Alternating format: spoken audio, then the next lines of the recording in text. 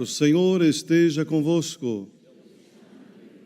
Evangelho de nosso Senhor Jesus Cristo, segundo São João.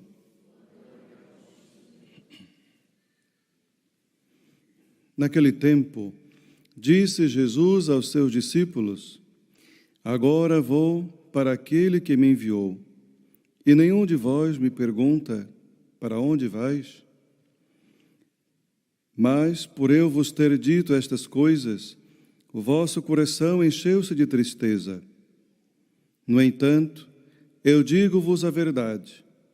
É do vosso interesse que eu vá. Se eu não for, o Paráclito não virá a vós. Mas se eu for, eu vos enviarei. Quando ele vier, convencerá o mundo do pecado, da justiça e do julgamento. Do pecado, porque não acreditaram em mim. Da justiça, porque vou para o Pai, e não me vereis mais. Do julgamento, porque o príncipe deste mundo já está condenado. Palavra da salvação.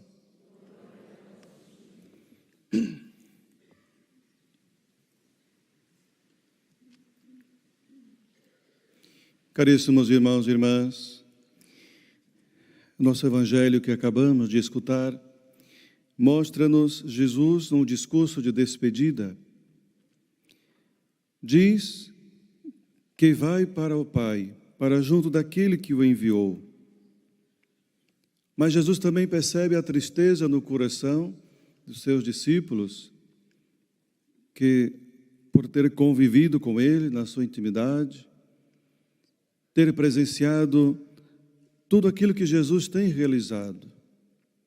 E agora vê-se triste porque a sua presença física não vai mais estar com eles. Mas Jesus diz: para vós é melhor que eu vá, porque se eu não for, o defensor, que é o Paráclito, não poderá vir, não poderá enviá-lo. Na verdade, o que Jesus quer dizer é que a presença agora dele será através do Espírito. Uma presença constante e ainda melhor porque é mais intimamente. Todos nós gostamos de convivermos com os nossos amigos e parentes, as pessoas que amamos, e sabemos que quando aquela é uma hora difícil de partir, ficamos também tristes. Mas agora, a nossa fé precisa, de certa forma, sim, ser qualificada, de maneira que possamos acreditar nesta presença, a presença espiritual, de uma nova dimensão, da qual também todos nós esperamos. Jesus diz que se não for, o Paráclito não virá até nós. A vida da igreja, a vida de cada um de nós, deve ser hoje entendida como aqueles que se deixam guiar pelo Espírito Santo. É o Espírito Santo quem deve conduzir a nossa vida, a vida da igreja, as nossas decisões. Sem ele, a nossa fé também não vai ter sentido. Porque o Espírito Santo é aquele que atualiza, é aquele que transmite a palavra de Deus de forma que ela possa produzir frutos. Já dizia São Paulo que a letra sem o Espírito é morta, mas também sem o Espírito Santo também não teríamos a Eucaristia, e muito menos os outros sacramentos. Como é importante vermos aquilo que Jesus diz: é melhor que eu volte para aquele que me enviou, porque assim o Espírito continua a realizar no mundo tudo aquilo que Jesus gostaria e quer realizar. Mas também, no finalzinho desse evangelho, Jesus vai dizer que quando o Espírito vier, que já está entre nós, ele convencerá o mundo do pecado, da justiça e do julgamento. Qual é o pecado que aqui Jesus qualifica para nós? E com certeza é o maior dos pecados. Pecado porque não acreditam nele, não confiam plenamente em Jesus. Quando nós não confiamos nem acreditamos, sim, é pecado. Porque se Jesus é o Senhor da nossa vida, então Ele é que deve conduzir segundo a sua palavra, segundo o seu amor. Por isso o Espírito Santo é importante para nós, porque é nele, como nós já sabemos, é que nós chamamos Deus de Pai, e com certeza reconheçamos Jesus como o Senhor da nossa vida, o enviado do Pai para poder salvar-nos, para nos libertar do poder do mal e do pecado.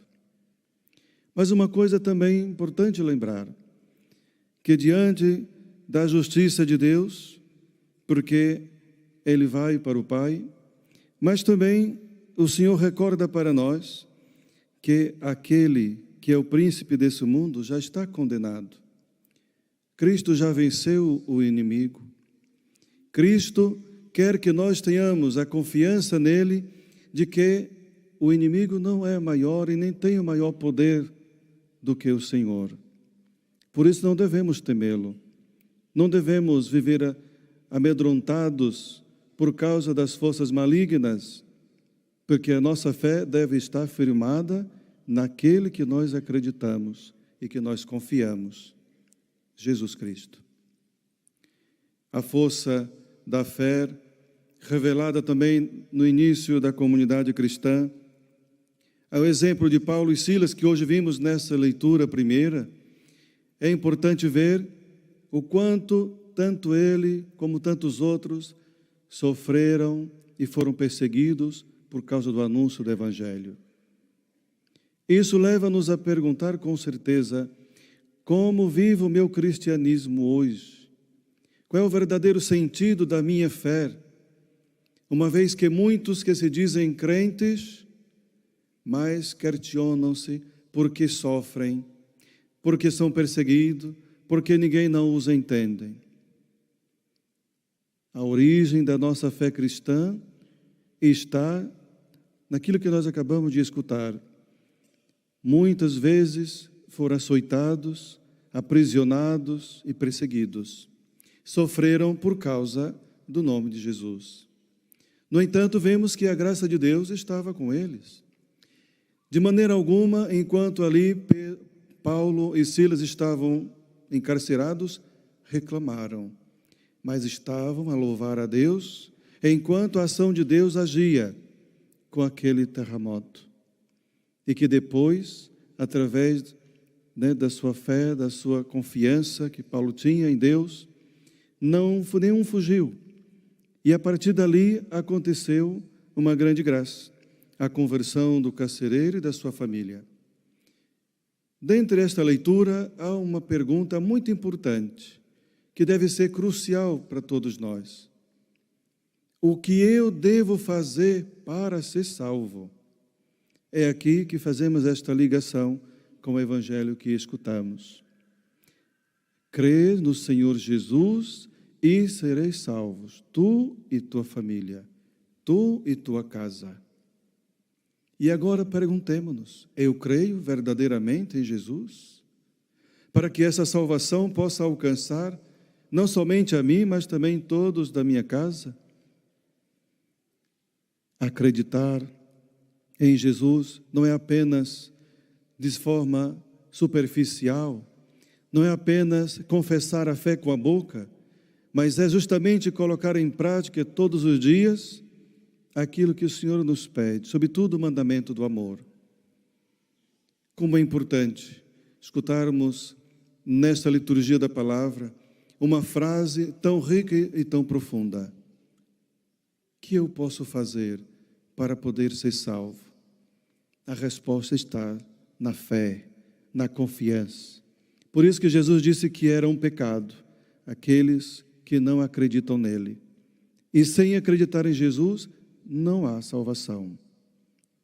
Caríssimos irmãos, que a palavra do Senhor, com toda a sua força, com toda a sua sabedoria, habite na nossa consciência e no nosso coração, para que a força desta palavra possa iluminar-nos, a ponto de que a nossa fé seja verdadeira, concreta, que possamos aceitar tudo aquilo que for enviado, as perseguições, as tristezas, os problemas, por causa do nome de Jesus, como foi assim que fizeram tantos discípulos de Jesus, e hoje, de modo particular, Paulo e Silas.